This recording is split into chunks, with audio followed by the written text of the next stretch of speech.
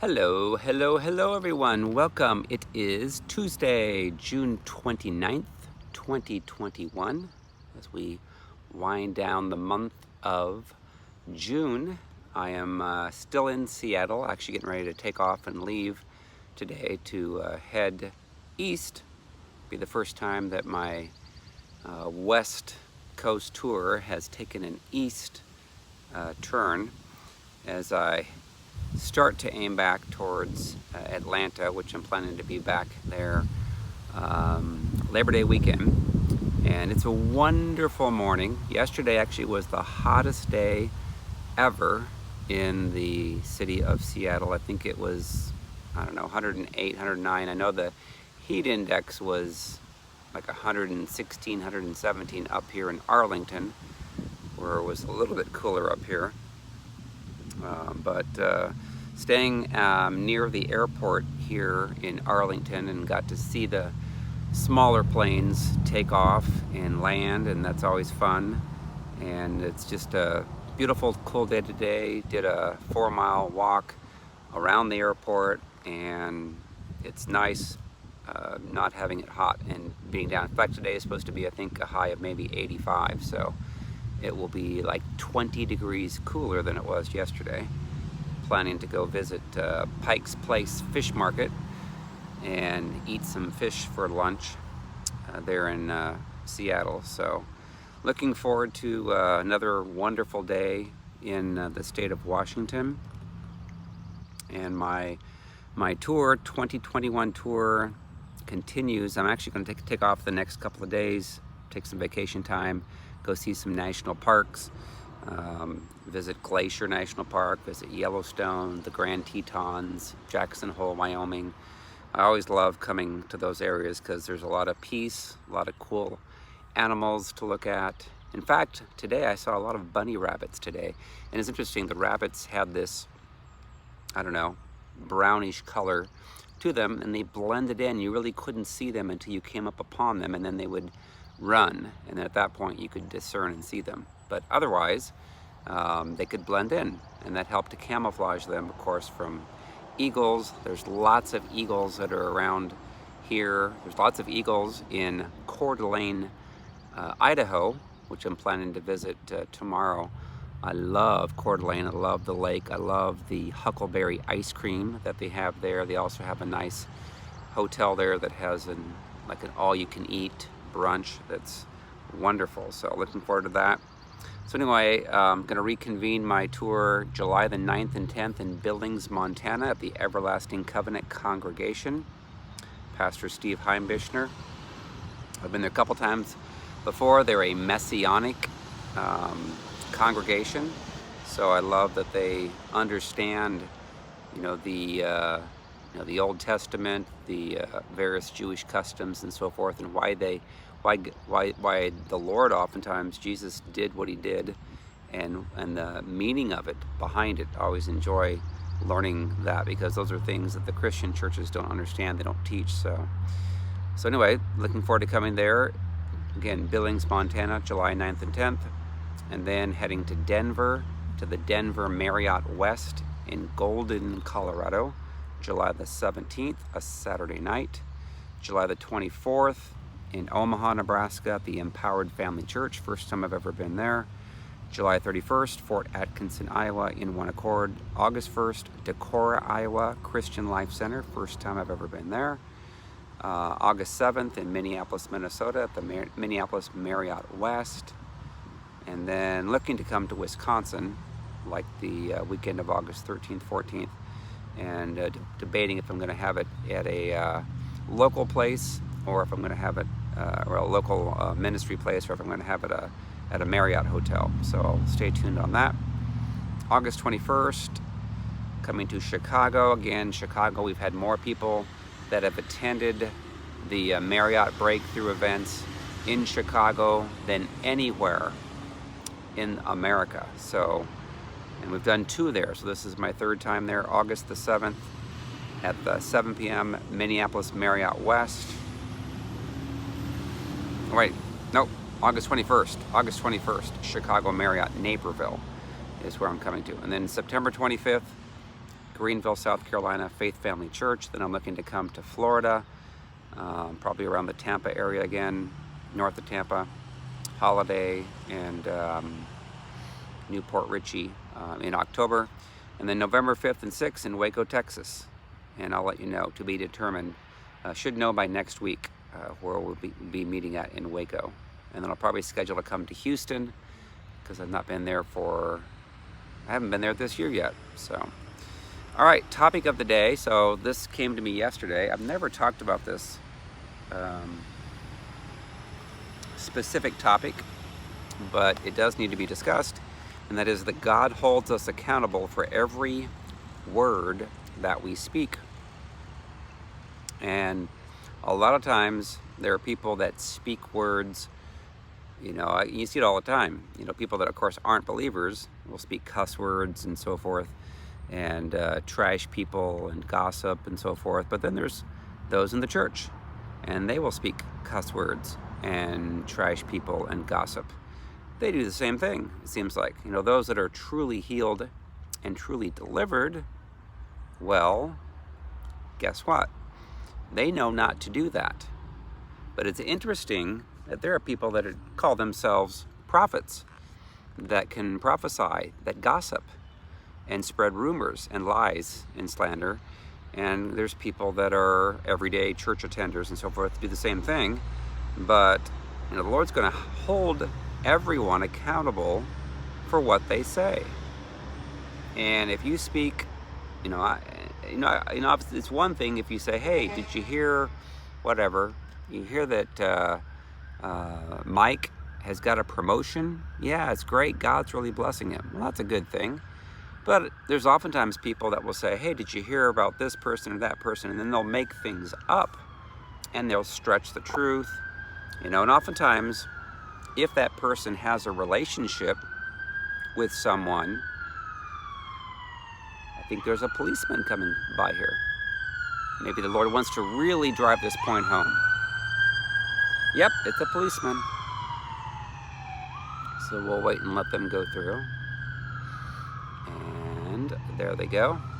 So, there's people that oftentimes, you see this a lot, where you have people that have relationships with other people. And these other people that have relationships with are, they break off from those people if those people are toxic. And there could be people that are in marriages, people that are, whatever, in mentorship with people in church, pastors, you name it. And if those people are doing wrong and then the person separates, parts from them, then what will normally happen is the people that were toxic will spread lies and rumors about those people. And they try and get other people on their side. Poor, pitiful me. I'm an innocent victim. And they may even, under the guise of, well, we need to be in prayer for this person or that person. And they're spreading gossip in a way that's very subtle. And the Lord's going to hold all of us accountable for what we say. If we say a lot of words that are not true, if you say it not in love, then that's not a good thing.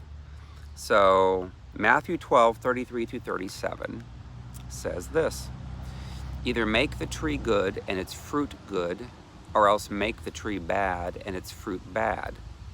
For a tree is known by its fruit. Brood of vipers, how can you, being evil, speak good things? For out of the abundance of the heart the mouth speaks. A good man out of the good treasure of his heart brings forth good things, and an evil man out of the evil treasure brings forth evil things. But I say to you that for every idle word men may speak, they will give account of it in the day of judgment. For by your words you will be justified, and by your words you will be condemned. So there's a lot of people that are not healed, are not delivered from their demons. They attend church, they act like they're spiritual, religious, and yet they're hurting people. They're condemning, or not condemning, they're condemning people, but they're speaking and accusing words that come against those who either don't give them what they want or are not allowing them to control them anymore, myriad of ways. And these people have evil in their hearts. They're not healed, they're not delivered, they've got demonic spirits. And again, they might brag that they can prophesy and give words to people, but they can also give words to people that manipulate them. They speak these negative words to them that they should not be speaking. They may get some insight from the enemy, from Satan, and then they may astral project, they may be into witchcraft, and then they want to speak these condemning words over the people to control them, to make them do what they want. So again, if you gossip about other people to other people, then you're going to be held accountable. The religious spirited people will often gossip about a person in a way that acts like they have a valid concern, tell people that the reason they're sharing this is so that they will know what to pray about. Oftentimes a religious person can be in a relationship with someone else. That person separates them for a healthy reason. And then that causes that person to take an offense, and then they start to spread lies and rumors against them. So, I'm going to read 2 Corinthians 12, 14 through 21 in the New Living Translation. It says, "Now I am coming to you for the third time, and I will not be a burden to you. I don't want what you have. I want you. After all, children don't provide for their parents. Rather, parents provide for their children. I will gladly spend myself and all I have for you, even though it seems that the more I love you, the less you love me. Some of you admit I was not a burden to you, but others still think I was sneaky and took advantage of you by trickery. But how? Did any of the men I sent to you take advantage of you? When I urged Titus to visit you and sent our other brother with him, did Titus take advantage of you? No, for we have the same spirit and walk in each other's steps, doing things the same way. Perhaps you think we're saying these things just to defend ourselves. No, we tell you this as Christ's servants and with God as our witness. Everything we do, dear friends, is to strengthen you, for I am afraid that when I come, I won't like what I find, and you won't like my response. I am afraid that I will find quarreling, jealousy, anger, selfishness, slander, gossip, arrogance, and disorderly behavior. Yes, I'm afraid that when I come again, God will humble me in your presence. Again, I will be grieved because many of you have not given up your old sins. You have not repented of your impurity, sexual immorality, and eagerness for lustful pleasure." So Paul tries to drive home there that again, and there's a lot of people that are in the church, calls themselves Christians, that are quarreling, they're jealous, they're angry, they're selfish, they slander, they gossip, they're arrogant, prideful, disorderly behavior. A lot of people. So we need to make sure that we're more afraid of the Lord, out of a humble respect for the Lord, and offending and grieving the Holy Spirit, than we are of what other people might say or think about us. Proverbs 11 through 13 says, "Upright citizens are good for a city and make it prosper, but the talk of the wicked tears it apart. It is foolish to belittle one's neighbor. A sensible person keeps quiet. A gossip goes around telling secrets, but those who are trustworthy can keep out of confidence." So again, if someone speaks to you, some gossip about someone, those that are strong in the Lord should normally confront them and say, "Listen, I don't want to hear it. Stop. Why are you telling me this?" Confront the person so that they do not speak out negative words and pass it on. You remember when we were in elementary school, I remember a teacher that I had that put us all in a circle and then spoke a story to the first person and had them pass it on. And then we had to pass it all the way on to the very end. We had to whisper it to each other. Well, then by the end of it, when people spoke out what the story was, it didn't sound anything like the original. And that's the challenge when people gossip, is that they will say things, especially if they have evil intentions in the heart. Oftentimes the people that pass those on want to have vengeance taken out on a person that won't do what they want. So then they end up spreading lies and rumors about them. And then they end up, by the end of it, if a person hears what was spoken, they're like, what? That's not even close to what the actual truth was. And so there's a lot of people that are believing lies about other people. And I mean, most people in ministry have that. If you do anything for the Lord, anything for God, then that's what's going to happen. I remember talking just here this past week to a friend that said that happened to him. And he said it was just horrible. Some people, they end up really damaging a person's good ministry if they've got a good ministry.